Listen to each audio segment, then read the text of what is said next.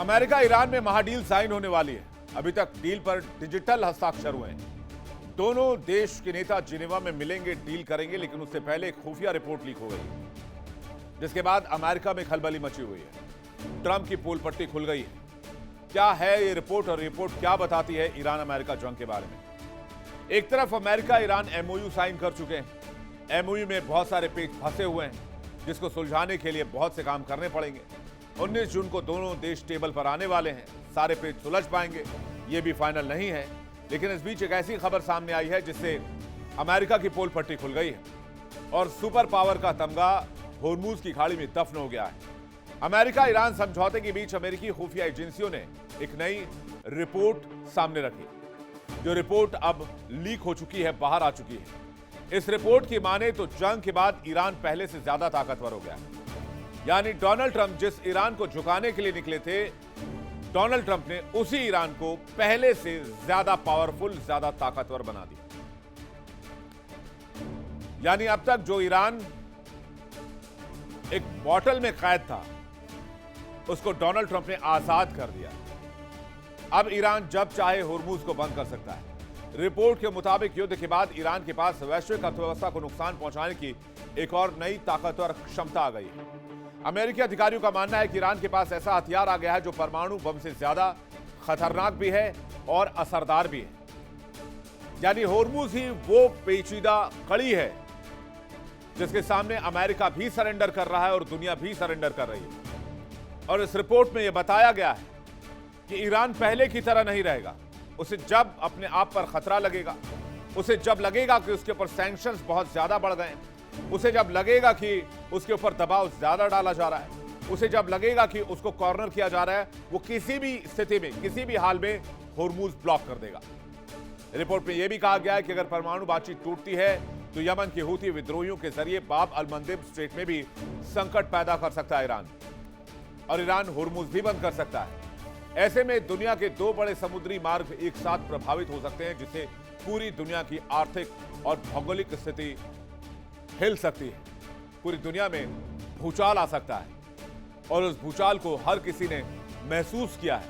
यहां तक कि उस भूचाल को आपने भी महसूस किया है होर्मुज के बंद होने की वजह से, और मैंने भी महसूस किया है। अमेरिका की इस रिपोर्ट में यह भी दावा किया गया कि ज्यादातर मिसाइल सिटी को ईरान ने फिर से एक्टिव कर लिया है। इसके अलावा ईरान के पास आज की डेट में तकरीबन 50,000 के आसपास मिसाइलों का जखीरा मौजूद है। ईरान ने जंग रुकने के बाद से करीब 1 लाख के आसपास ड्रोन भी तैयार कर लिया है। ईरान फिर से जंग लड़ने के लिए तैयार है।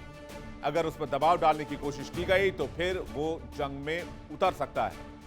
ईरान चाहता है कि मिडिल ईस्ट का सुल्तान उसे बना दिया जाए। इसके लिए वो कुछ भी करेगा, और इसलिए ईरान अब किसी के दबाव में नहीं आने वाला है। चलिए आपको बताते हैं अमेरिकी खुफिया रिपोर्ट में और क्या क्या दावे किए गए हैं। इस रिपोर्ट में बताया गया है कि जंग के बाद ईरान ज्यादा ताकतवर हो गया है। ईरान के पास आज की तारीख में 50,000 से ज्यादा मिसाइलें हैं। मिडिल ईस्ट में तबाही मचाने के लिए ईरान अकेला ही काफी है। ईरान के पास आज के समय में करीब 1 लाख से ज्यादा ड्रोन है। तेहरान पर दबाव बना तो होर्मुज बंद कर सकता है ईरान, और यही नहीं, हूती विद्रोहियों को साथ में लेकर ईरान अब बाब अल मंदेब स्ट्रेट को भी बंद कर सकता है। ज्यादातर मिडिल ईस्ट के देश ईरान के सामने सरेंडर करने को तैयार हैं। कुछ देशों ने बाकायदा ईरान को पैसे भी दिए इस युद्ध के दरमियान कि वो उन पर हमला ना करे, यानी कि ईरान के मिसाइल्स उन देशों को निशाना ना बनाए, जिसमें कतर का नाम भी शामिल है और सऊदी का नाम भी शामिल है। ईरान के पास मिसाइल और ड्रोन की ताकत फिर से आ चुकी है। ड्रोन की ताकत बेशुमार है और फिर से मिसाइल सिटी को एक्टिव कर दिया गया है। मिसाइलों पर तेजी से काम चल रहा है। इसके अलावा ईरान एनरिच्ड यूरेनियम को अपने यहां छिपा कर बैठा हुआ है। अमेरिका उसे भी हासिल नहीं कर पाया। आसपास के एरिया में माइंस बिछा रखे हैं, इसलिए अमेरिका को वहां पर जाकर परमाणु डस्ट और एनरिच्ड यूरेनियम निकाल पाना इतना आसान नहीं होगा। हालांकि 19 तारीख निर्णायक तारीख है, उसके आगे 60 दिन की बातचीत है, और सब कुछ ठीक रहा तो आगे परमाणु डील और बाकी अन्य मुद्दों पर चर्चा होगी। लेकिन कहते हैं आग का दरिया है और तैर कर जाना है। यह कहावत अमेरिका के लिए, अमेरिकी राष्ट्रपति के लिए सबसे मुफीद है। 60 दिन का यह सफर, क्या इजराइल खामोश रहेगा?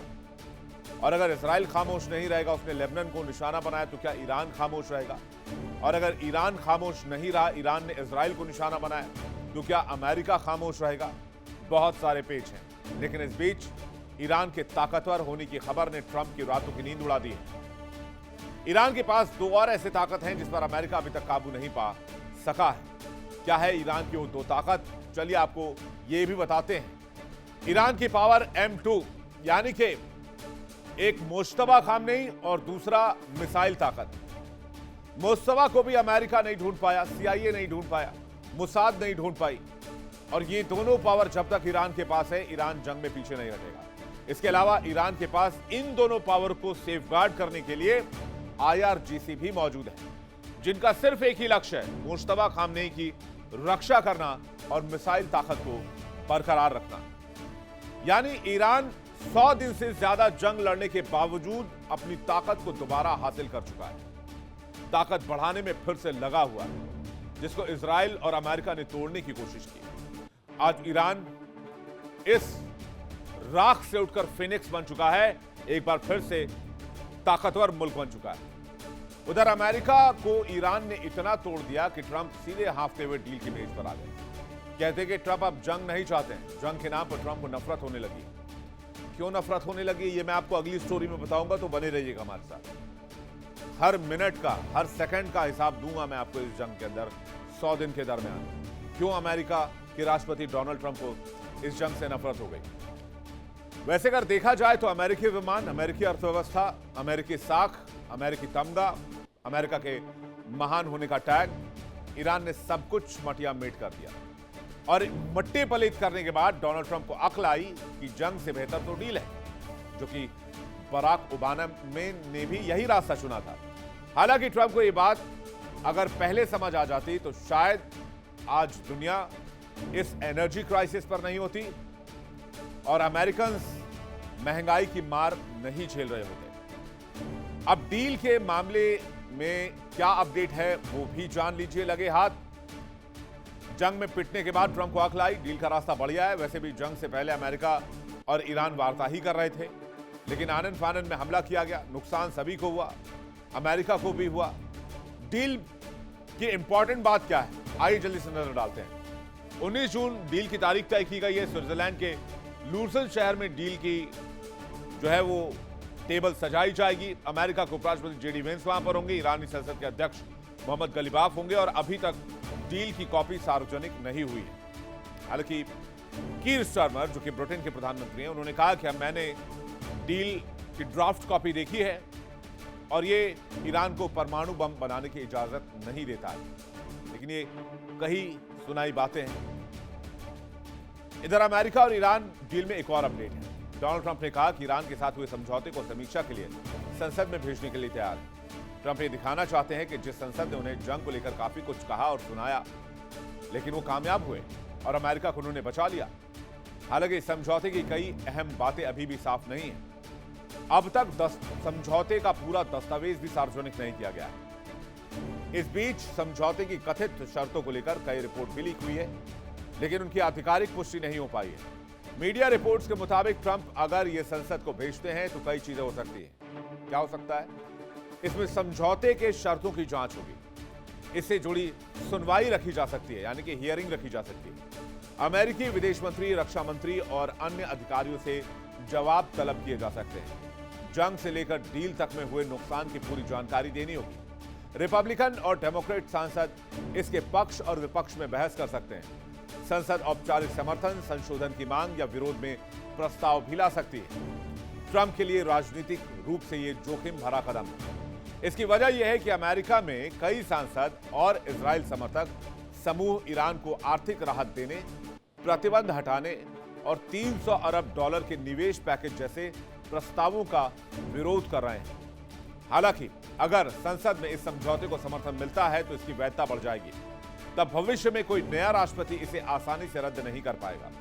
2015 में ओबामा ने ईरान के साथ जो परमाणु डील की थी वो संसद से पास नहीं हो पाई, लेकिन देखना होगा ट्रंप अपनी साख यहां बचा पाते हैं या नहीं बचा पाते हैं। डील को लेकर एक और खबर सामने आई है। खबर है कि मिडिल ईस्ट में युद्ध खत्म करने के लिए अमेरिका और ईरान के बीच हुए प्रारंभिक समझौते से ट्रंप सरकार के भीतर मतभेद पैदा हो गया है।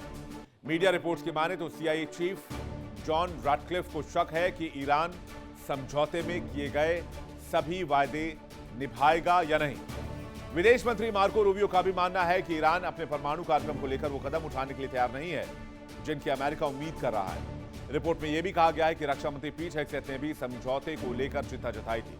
वहीं उपराष्ट्रपति जेडी वेंस, विशेष दूत स्टीव विटकॉफ और जेरेड कुशनर समझौते को आगे बढ़ाने के पक्ष में थे। यानी जंग को लेकर अमेरिका में भी मतभेद है। एक पक्ष चाहता है कि डील हो और शांति रहे, जबकि दूसरा पक्ष यह मानता है कि जंग की राह सही है और ईरान को बैकफुट पर धकेलना जरूरी है। खबर तो यह भी है कि डोनाल्ड ट्रंप ईरान डील के बाद रक्षा मंत्री पीट हेग्सेथ और CIA चीफ को भी व्हाइट हाउस से धक्का देकर बाहर कर सकते हैं। यह जानकारी अमेरिकी अधिकारी ने एक मीडिया को दी है। जो खबर हमें मिली है इसके मुताबिक इन दोनों अधिकारियों ने ईरान डील का विरोध किया था। हेग्सेथ ईरान के खिलाफ युद्ध शुरू करने में सबसे आगे थे। वैसे आपको याद होगा, हमने वर्ल्ड नाउ में भी यह स्टोरी दिखाई थी कि ट्रंप ने कहा था कि ईरान जंग की शुरुआत करने वाले नेतन्याहू और पीट हेग्सेथ थे, और फिलहाल डोनाल्ड ट्रंप ने दोनों से किनारा कर दिया। नेतन्याहू के साथ 36 का आंकड़ा तो जग जाहिर है, और अपनी टीम में डोनाल्ड ट्रंप कब किसे बाहर कर दें कोई नहीं जानता, और डोनाल्ड ट्रंप के खिलाफ बोलने की हिम्मत किसी में नहीं है। चलिए आपको बताते हैं कि डील होने के बाद कौन कौन से वो अधिकारी होंगे जो डोनाल्ड ट्रंप के पॉइंट ब्लैंक रेंज में हैं। आइए देखते हैं। सबसे पहला नाम रक्षा मंत्री पीट हेग्सेथ। हालांकि वो रक्षा मंत्री का मॉडल ज्यादा नजर आते हैं, ज्यादातर समय पर मॉडलिंग करते दिखते हैं। CIA चीफ जॉन रैटक्लिफ गलत रिपोर्ट देने की वजह से रक्षा मंत्री पीट हेग्सेथ जंग शुरुआत कराने वालों में से रहे। विदेश मंत्री मार्को रूबियो डील का विरोध करने पर, उपराष्ट्रपति जेडी वेंस ईरान डील में अड़चन आई तो FBI डायरेक्टर काश पटेल MOU साइन से रोक रहे थे, और पेंटागन के कई अधिकारी जो कि डील का विरोध कर रहे हैं, सब ट्रंप के रडार पर हैं। कुल मिलाकर कहें तो डोनाल्ड ट्रंप की टीम में भी इस वक्त भगदड़ की स्थिति है। ट्रंप को खुद नहीं समझ आ रहा कि वो किस पर क्या एक्शन लेंगे, लेकिन ट्रंप एक बात जानते हैं कि डील किसी भी हाल में होनी चाहिए। उसके बीच में चाहे इजरायली प्रधानमंत्री बेंजामिन नेतन्याहू ही क्यों ना आ जाए, उनको भी वो साफ कर देंगे। जो भी डील के बीच में आएगा, ट्रंप उसे निपटाने के फिराक में। जिस तरह से उन्होंने इजरायल और नेतन्याहू को साइडलाइन किया, जिस तरह से वो अपने प्रशासन और मंत्रियों की एक लिस्ट लेकर बैठे हैं, यानी इस डील का जो भी विरोध करेगा वो ट्रंप के निशाने पर आएगा। इसलिए ईरान डील को लेकर ट्रंप सख्त है और फूंक फूंक कर हर कदम रख रहे हैं। डील के लिए ट्रंप ने 38 बार दावा किया कि ईरान के साथ डील हो चुकी है। ईरान को धमकी दी, ईरान को झुकाने की कोशिश की, बार बार कहा डील नहीं हुई तो हमला करेंगे, बार बार पलट भी गए। यानी ट्रंप को किसी भी कीमत पर डील चाहिए, क्योंकि नुकसान बहुत ज्यादा हो चुका है। ईरान को श्योरिटी है कि फिर वो हमला नहीं करेंगे। लेकिन डील होने तक क्या मामला शांत रहेगा, या नेतन्याहू कोई साजिश कर इस डील को डिरेल करने की कोशिश करेंगे? ये बहुत बड़ा सवाल है। देखिए इंडिया डेली 24/7 अब आपके स्मार्ट टीवी पर। इंडिया डेली मौजूद है सभी डिजिटल प्लेटफॉर्म पर लाइव और लगातार। इंडिया डेली 24/7 हर दिन राष्ट्र को समर्पित।